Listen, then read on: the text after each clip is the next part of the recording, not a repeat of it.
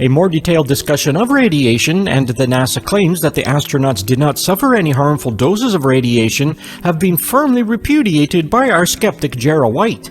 A recent video posted by Bart Sabrell based on the American TV show Science in Action discusses the danger of the Van Allen radiation belts. The date of this particular TV show was 1960, so before the Apollo missions to the moon. The program describes the pioneering work carried out by Dr. Van Allen into the radiation dangers of these eponymous belts of extremely high radiation. It concludes that to be safe, the astronauts would need to have been shielded behind 1 inch of lead to stop the 90% of deadly protons and 6 inches of lead to stop the 99%.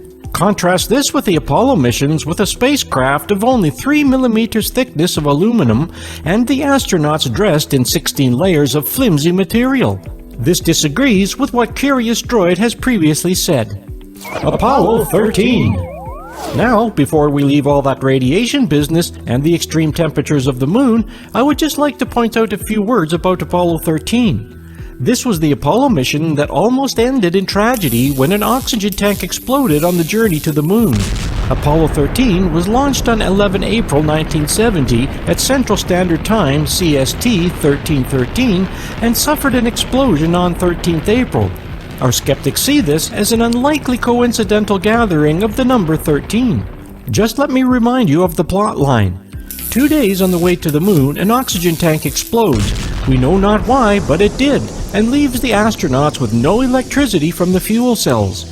You will recall that the fuel cells mix oxygen and hydrogen to create electrical current, and the residue is pure useful water. So now they are reliant solely on battery power, and one must assume lacking some water. They need to head home to safety as soon as possible.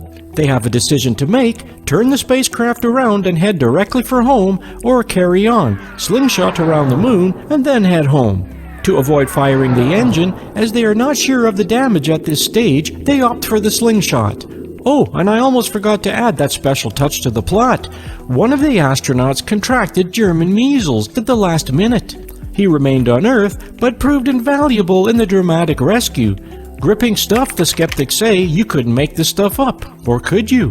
To minimize the use of precious battery power, they decided to switch off all the electrical supply to the command module and scurry into the lunar module. You will recall that our skeptics had size problems for 2 astronauts in the lunar module. Now we have a more cozy 3. Now to the point of the story. The spacecraft is always in direct sunlight on the way to the moon, and conversely also on the way back.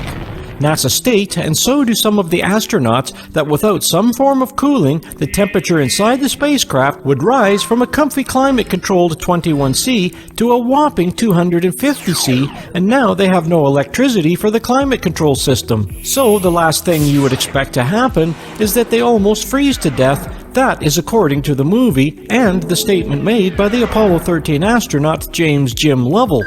To compound the confusion, you see them in the Apollo 13 movie take off their spacesuits. So, are we confused yet? NASA and the astronauts say that the spacecraft would overheat without a cooling system, but then again, both NASA and the astronauts say that they almost froze to death without a heating system. What are we to believe, boil or freeze? Just one more comment on Apollo 13 before we move on to discuss how to survive on the moon. You probably picked up from that radio interview with Alan Weisbecker a point that he made about the near tragedy of Apollo 13 revitalizing interest in the space program. This point is important according to our skeptics. The Apollo 11 mission, which landed Armstrong and Aldrin on the moon, captivated the whole world, and the triumph would ensure a steady stream of funding for NASA. The next mission, Apollo 12, did not generate much interest at all. The world had seen it all before, astronauts bobbing around in some grey, lifeless world, collecting a few rocks, and conducting a few far from interesting experiments. So much so that the media were far from eager to pick up on the NASA press releases about the Apollo 12 mission. Clearly, this would have been a red flag for NASA in terms of the vast constant funding that they needed to continue with the Apollo missions. So, according to our skeptics, that is the reason why the near tragedy of Apollo 13 was invented, to revitalize interest in Apollo, and it surely did that. What better way to watch heroic astronauts fighting for their lives and ingeniously being saved by clever thinking? A true American spectacular worthy of the best of Hollywood. I can appreciate the point that the skeptics are making. Apollo 13 launched at 1313 CST and exploded on 13th April. A few too many 13s for the skeptics' liking. Of course, the number 13 added to the excitement and convinced many that 13 was indeed unlucky. For those of you who may not be familiar with the bad luck attached to the number 13, I can tell you that in many Western countries, 13 is associated with bad luck. The origin of this superstition has been widely debated, but one suggestion is that it relates to Judas Iscariot, the apostle who betrayed Jesus, who was the 13th guest to arrive at the Last Supper.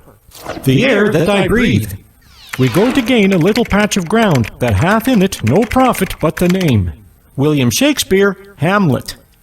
Developing rockets to propel astronauts from the surface of the Earth to the Moon was a big challenge for NASA, but keeping them alive and in good health while they were there was an equally daunting task. The climate on the Moon is totally hostile to humans and not in any conceivable way amenable to man's survival. There are far better choices for your next holiday. If you insist, then remember there is no atmosphere, no pressure, the temperature range is extreme, ranging from boiling hot at 123 C to freezing cold at minus 153 C, depending on where the sun is shining. There is no protection from the damaging solar particles and a total absence of water. There is no significant atmosphere on the Moon, so it cannot trap heat or insulate the surface.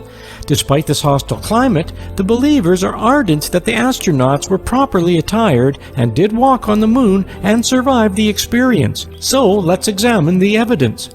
Temperature. One criticism of the Apollo landings leveled by many skeptics was that no provision was made for the huge temperature contrasts between the sunlight and shaded areas of the Moon.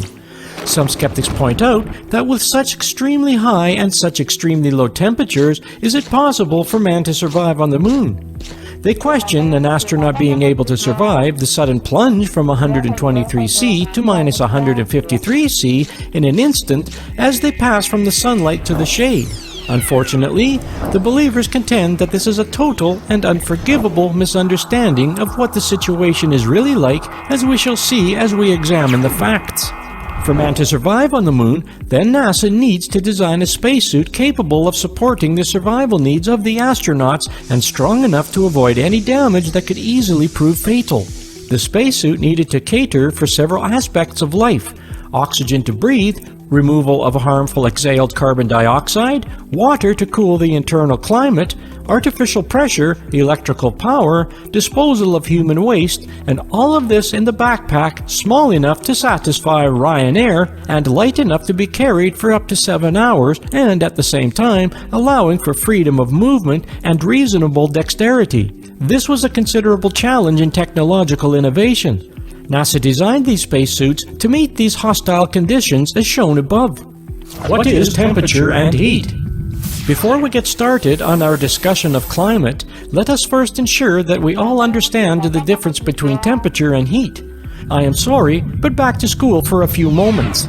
Even though temperature and heat appear to be the same thing, there is a subtle distinction which is relevant for our understanding of the claims of the skeptics. The subject is treated extremely well on the Clavius website. You can read this at your leisure, but for the moment I will just summarize the main points. No doubt we all think that we know what heat is. The human body is equipped to sense it very well. In scientific terms, heat is the vibration of the molecules in a substance. The more vigorously they vibrate, the hotter it gets. The molecules inside your freshly cooked pizza are in a frenzy. Heat can be transferred between two objects by one of three forms of heat transfer: 1. Conduction, 2. Convection, and 3. Radiation. Let us now look and understand the differences. Conduction. Conduction is transferring heat from one object to another along the surface where they touch. It is as simple as passing the molecular vibration from one object to another. Simply place the two objects in contact with each other, and the molecular vibrations from one object will cause the molecules in the other object to begin vibrating. The thermal conductivity of the objects involved plays a crucial part in how heat is transferred.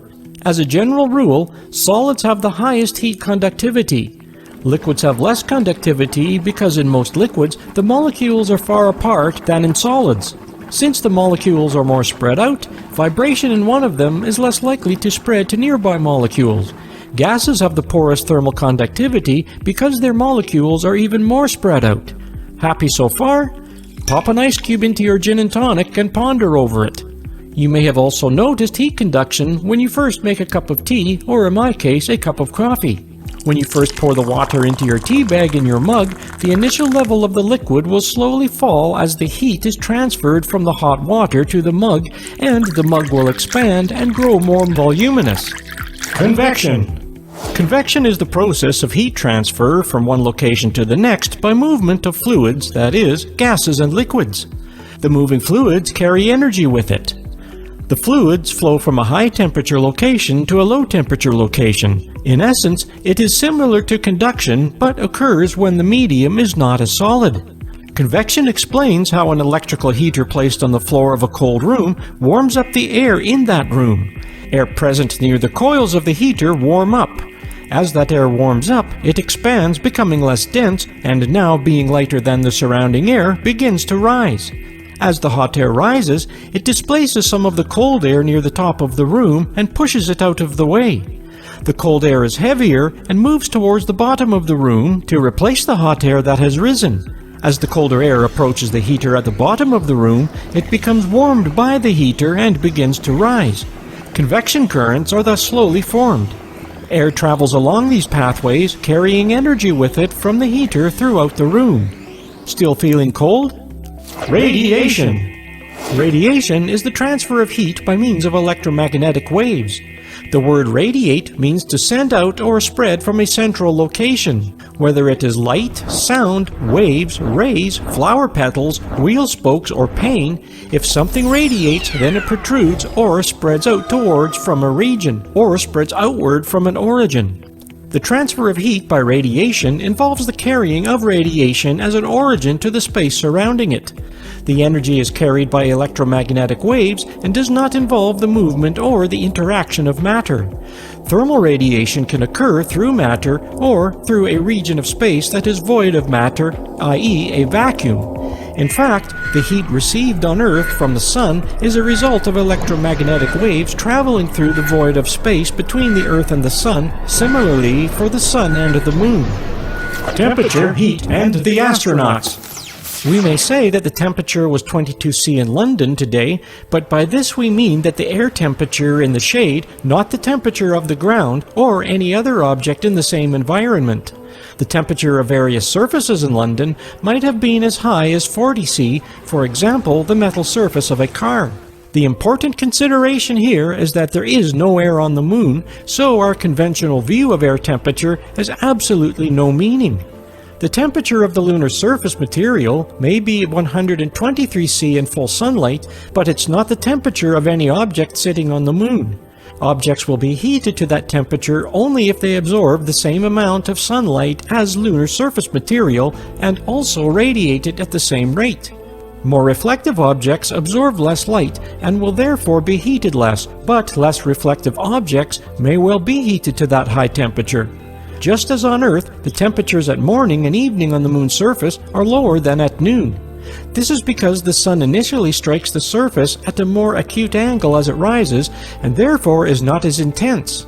The lunar landing sites and times were carefully chosen according to NASA so that the astronauts would be working there in the early morning before the temperature on the ground has risen to its hottest. So, how would this affect the astronauts? The astronauts would be affected by three forms of heat, namely heat from the ground by conduction through their boots, radiated heat from the surface of the Moon, and heat from direct solar radiation when standing in direct sunlight. Remember that there is no convection in a vacuum.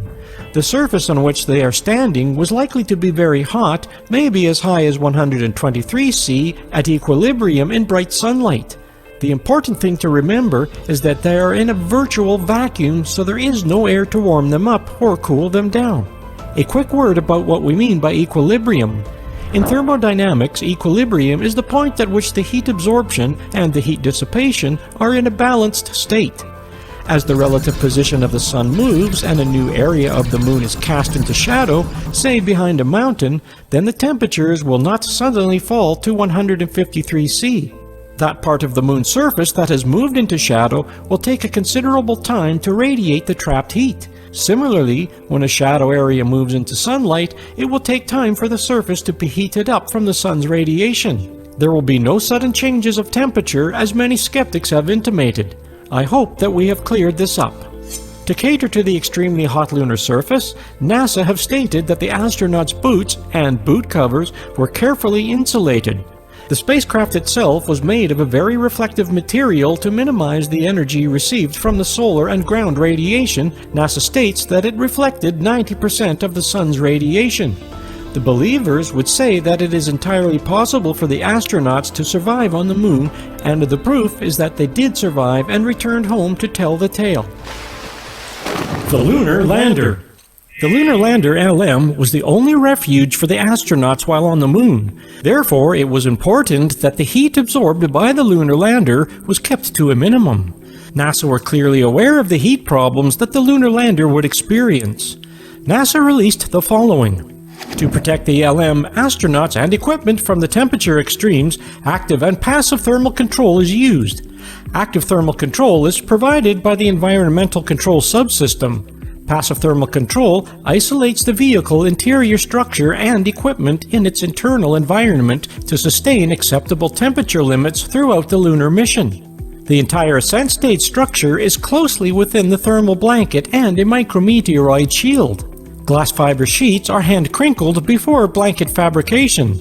This crinkling provides a path for the venting and minimizes contact conductance between the layers. Structures with a high thermal conductivity, such as antenna supports and landing gear members that pass through the thermal blanket, also have the thermal protection. Individual blanket layers are overlapped and sealed with a continuous strip of H-film tape.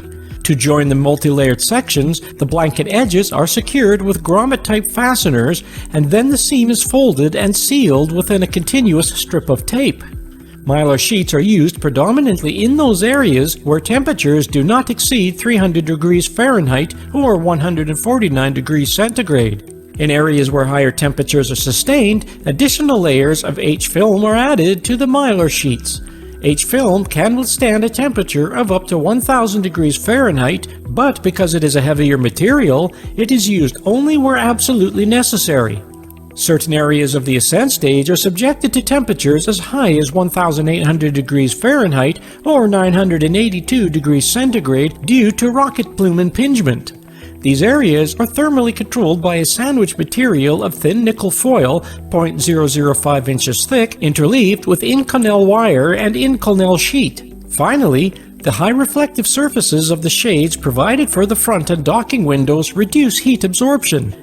The micrometeoroid shield outboard of the thermal blanket is a sheet of aluminium that varies in thickness from 0.004 to 0.008 inch depending on the micrometeoroid penetration vulnerability. It is attached to the same standoffs as the thermal blanket. Various thermal control coatings are applied to the outer surface of the shield to provide an additional temperature boundary for vehicle insulation against the space environment. Not entirely understandable, but it does at least confirm the fact that NASA did take temperature control seriously. Just to clarify the dimensions of 0.008 inch quoted in the NASA statement for the thickness of the aluminum. This is about the same thickness as 2 sheets of the roll of aluminum foil in your kitchen drawer, so extremely thin. So what heat would the lunar module sustain in 2 days' stay on the moon? One would imagine that being in the same position for all its stay, then the side would be heated considerably more than the other by direct solar radiation. As we have already seen, the lunar lander was supposedly well insulated and had an active cooling system, a coolant loop with a heat exchanger and evaporator. The heat conducted through the legs from the lunar surface would probably not materially affect the heat in the ascent stage to any great extent. The ascent stage is where the astronauts sought refuge when not on their walkabouts. NASA claims to have controlled the temperature inside of the ascent stage at 24°C using the internal environmental control system. I could find no evidence that this was achieved, but this really does bring us full circle right back to the power supply on the lunar lander. The question is, would the battery power carried on the lunar lander of just 2,592 amp-hours be enough to sustain all of the active cooling requirements in addition to the demands of the other systems dependent on power? Remember that the lunar lander had no fuel cells for generating electricity, so everything while on the surface of the moon was battery-powered. Photographic film. Photographic film exposed to high temperatures and solar radiation was another concern for our skeptics. They point out that photographic film will melt at 65°C, therefore they contend that it could not have been used to take photos on the moon. Based on what we have already discussed above, this would only be a problem if there was a way for the film to be heated above that temperature.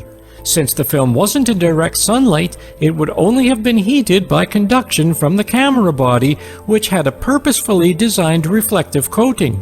The only source of heat that would have been conductive heat transfer through the camera body, and only at the points where the film physically touched the body of the camera or a connected part.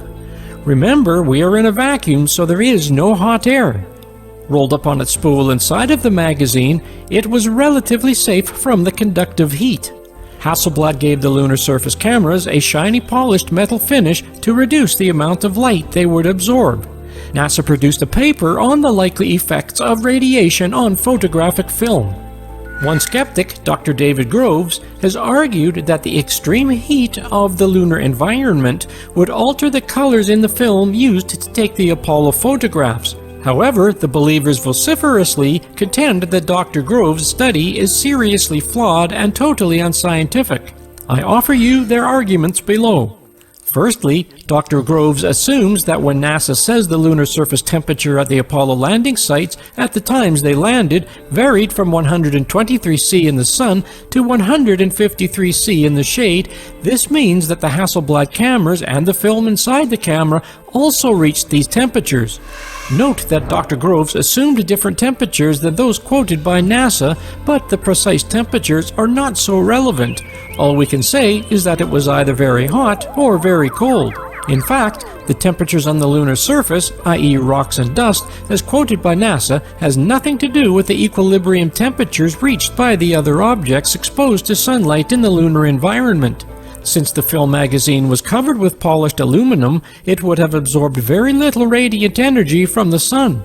Furthermore, Hasselblad confirms that the additional shield plates were added to the Apollo magazines to enhance their thermal insulative properties. Secondly, Dr. Groves assumes that the film was subjected to constant extreme heat for an average of 4 hours, correspondingly to the average duration of the lunar EVAs. Since the only possible method of heating would be absorption from sunlight, this would require the astronauts to stand facing the sun continuously for 4 hours, and even this would probably not be long enough for the camera body to reach those high temperatures. But of course, that's not what they did. They were quite active, alternating between sunlight and shadow, turning towards and away from the sun constantly. The astronauts' continuous movement between the sunlight and the shade can be clearly observed in the NASA videos from the moon. A cold object placed in the sunlight would begin to warm up slowly, not suddenly, and it would not immediately leap to its hottest temperature. Similarly, a cold object removed from sunlight will slowly radiate the heat away and become cool again over a period of time, but not instantly. It can take quite a while for objects to reach these various equilibrium temperatures. The magazine altered between sunlight and shade while it was attached to the camera and was stored away from the sunlight when not attached.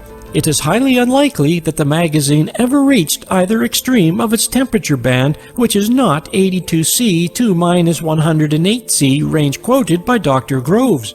The film itself was never in direct sunlight and so would have absorbed absolutely no radiant energy, only conduction from the camera body where it was in direct contact. Thirdly, Dr. Groves in his test used an oven to heat the film. The believers say that this is completely absurd. An oven uses primarily convection heat transfer. The element heats in the air of the oven, and the air then transfers the heat to the material being cooked. But because there is no air on the moon, there is no such convection heat transfer. Unfortunately, and quite carelessly, the believers point out that Dr. Groves chose the only model of heat transfer which doesn't occur on the moon. Without a fluid medium to convectively transfer any heat from the magazine to the film itself, only two modes of heat transfer are possible. One, radiant transfer from the inner surface of the magazine to the film itself, the amount of which would be small in this scenario, and conductive transfer from the magazine case through the winding mechanism of the film itself. This is a very limited path of conduction. In any case, Dr. Grove's baking the film in an oven at 82°C for 4 hours is totally unrepresentative of the conditions in which the Apollo photographic film was used and stored. It is baffling to see such unsophisticated and flawed analysis issued under the guise of professional experimental science. The believers struggle to understand how even the most basic principles of thermodynamics to find absolutely no place in Dr. Grove's study. Hard words indeed from the believers. I hasten to add that these are not my words. The believers point out that the skeptics cannot agree on whether the film is subjected to intense heat or intense cold in space. But to answer the question, they directly point out that the Apollo film was manufactured with Kodak's S-Star base. This base is an extra-thin polyester non-celluloid material formulated for high-altitude, cold-temperature aerial photography, especially photoreconnaissance. Perhaps a more important aspect of the photographic film damage would come from radiation. The skeptics argue that the film would have been seriously damaged, if not totally destroyed, by high levels of radiation on the moon. We know that the sun does bombard the Earth with solar radiation, but the Earth is greatly protected by its magnetosphere. It also bombards the moon to a similar level, but the moon has no such protection. In fact, according to NASA, the surface of the moon is quite radioactive. In their Science Beta paper, published in 2005, NASA state, "The surface of the moon is baldly exposed to cosmic rays and solar flares, and some of that radiation is very hard to stop with shielding. Furthermore, when cosmic rays hit the ground, they produce a dangerous spray of secondary particles right at your feet. All of this radiation penetrating human flesh can damage DNA, boosting the risk of cancer and other maladies. And, except for the quick trips to the moon during the Apollo program, most human spaceflight has occurred near Earth, where our planet's magnetic field provides a natural shield. In low Earth orbit, the most dangerous forms of space radiation are relatively rare. That's good for the astronauts, but it leaves researchers with many unanswered questions about what radiation does to human tissue. Out in deep space, radiation comes from all directions. On the moon, you might expect the ground, at least, to provide some relief, with the solid body of the moon blocking radiation from below. Not so. When galactic cosmic rays collide with particles in the lunar surface, they trigger little nuclear reactions that release yet more radiation in the form of neutrons. The lunar surface itself is radioactive, and quite surprisingly, with the knowledge in hand, scientists can begin designing spacesuits, lunar habitats, moon vehicles, and other equipment for NASA's return to the moon, knowing exactly how much radiation shielding this equipment must have to keep humans safe. Note that this paper was published in 2005, long after the Apollo missions. Purely as an aside, the skeptics wonder why NASA are still uncertain about the radiation in space and on the moon. After all, they sent 9 manned missions to the moon, and in all of the missions, the astronauts had dosimeters fixed to their spacesuits and Geiger counters in their lunar module, so they must have collected a large amount of data concerning the dosage of radiation received. The dosimeter is used by workers in the nuclear industry and also worn by the Apollo astronauts. It is basically a thin version of photographic film, as it is well known that radiation fogs photographic film. The film from the dosimeter is subsequently developed like normal film to access the levels of fogging. NASA have conducted experiments to determine the best film to use in space missions, but this was in October 2000, well after the Apollo missions. In this, they state, "The level of radiation encountered in space is greater than that found at the surface of the Earth. High background levels of radiation damage and process photographic materials, which are typically somewhat sensitive to non-visible portions of the electromagnetic spectrum. The absorption of radiation by photographic film causes photographic fog. Fog occurs when photographic materials absorb uniform levels of energy that is part of an intended photographic exposure. Fog affects the coarset particles of photographic media that compromise the most light-sensitive portions of films. I find it interesting, perhaps somewhat revealing, to note that this paper produced in 2000 makes no mention of the Apollo missions and any radiation effects observed on the photographic film taken to the moon and used there by the astronauts. One would have thought that the experience from the Apollo missions would rank high in the research into the radiation effects on photographic film, but apparently not. Dr. Groves, who we met earlier, conducted various experiments using X-rays on photographic film to demonstrate that the film would be destroyed or rendered useless. His methods have been, once again, strongly challenged on the Clavius website. Above, you can see what happens to photographic film in a vacuum when we do this experiment. We have also added an external heat lamp and a thermometer inside of the vacuum chamber. As you can see by the photographs above, the difference between the film that is being placed in the vacuum chamber and the difference between the film that is the constant, or better put, the control film. As you can see, the hues in the film placed in the vacuum chamber are all off. The film placed in the vacuum chamber under the heat lamp is even worse. The film placed by a microwave oven with the door open for 1/4 of a second is clearly fogged. The film used in the Hasselblad cameras was 70mm Kodak Ektachrome film. It had an S-star base, but was in no means a special hardened film.